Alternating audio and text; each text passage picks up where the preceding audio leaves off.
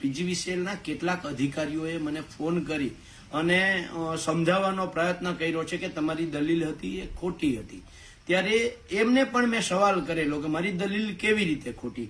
તમે પોતે બિલ આપો છો, આ બિલ આપો છો તમે પીજીવીસીએલ પોતે, અને આ બિલના પાછળના ભાગમાં તમે પોતે અહીંયા લાલ અક્ષરથી લખ્યું છે કે 1/6/2024 થી અમલમાં રહેલા માસિક વિદ્યુત દરની સૂચિ સંક્ષિપ્તમાં, એટલે માસિક લખ્યું છે, દ્વિમાસિક નથી લખ્યું, માસિક, બરાબર છે. અને એની અંદર એને જે ફિક્સ ચાર્જ છે એ 2 કિલોવોટ સુધી 15 રૂપિયા, 2 થી 4 કિલોવોટ માટે 25 રૂપિયા, 4 થી 6 કિલોવોટ માટે 45 રૂપિયા.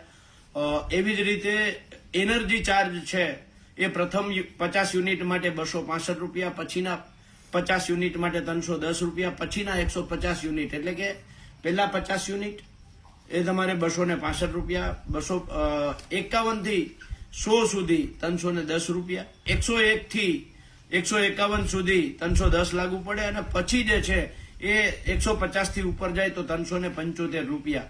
આ રીતે જે આખો એને સ્લેબ આપ્યો છે. હવે આમાં સમજવા જેવું એ છે કે આપણે કેવી રીતે છેતરાઈ છીએ. એ પીજીવીસીએલ હોય, એમજીવીસીએલ હોય, ડીજીવીસીએલ, કોઈ પણ આ કંપની હોય જે આપણને વીજળી આપે છે, એ કંપની 2 મહિને બિલ બનાવે એટલે થાય શું? માની લો કે સામાન્ય રીતે મારે યુનિટ છે એ 49 કે 50 યુનિટ વપરાય તો મને એ પ્રમાણે મારો ચાર્જ લાગે. પણ એ 1 મહિનાની જગ્યાએ 1 મહિનો અને 5મા દિવસે આવે એટલે મારા યુનિટ વધી જવાના, એટલે 50 વાળા હું 51 થી 100 ના સ્લેબમાં આવી જવાનો.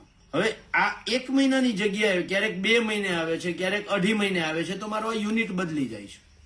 હવે આ લોકોનો દાવો, જે લોકોએ મને ફોન કર્યા અધિકારીઓ, એને એમ કહ્યું કે અમે દર 2 મહિને જે બિલ આવે છે એનું માસિક રીતે એને સ્લેબમાં કન્વર્ટ કરી અને કાઉન્ટ કરીએ છીએ. તો વાત એ છે કે તો પછી અહીંયા સમજૂતી કેમ નથી આપતા? જ્યાં બિલની અંદર એને અહીંયા લાલ કલરની આપણને નોટિસ આપી છે, ખરેખર નોટિસ નથી આપવાની, પણ તોય નોટિસ આપી છે. તો આ નોટિસની જગ્યાએ એને આપણને સમજૂતી આપવી જોઈએ કે ભાઈ તમારું માર્ચ અને એપ્રિલનું 2 મહિનાનું બિલ છે એ ટોટલ આટલું છે, એની અંદર પહેલા એટલે માર્ચ મહિનાની અંદર આટલા યુનિટ વપરાણા હતા અને આ સ્લેબ મુજબ તમને અહીંયા લાગુ પડ્યું છે, અને એપ્રિલની અંદર આટલા વપરાણા હતા અને આ સ્લેબ મુજબ લાગુ પડ્યું છે. આવું તો આપણને માર્ગદર્શન આપતા નથી. આપણે એ લોકો આપણને કહે ને આપણે માની લેવાનું. એટલે હું ક્યાંક ને ક્યાંક શંકામાં છું કે આ કસ્ટમર સાથે ક્યાંક ને ક્યાંક આ લોકો ચીટિંગ કરે છે, છેતરપિંડી કરે છે.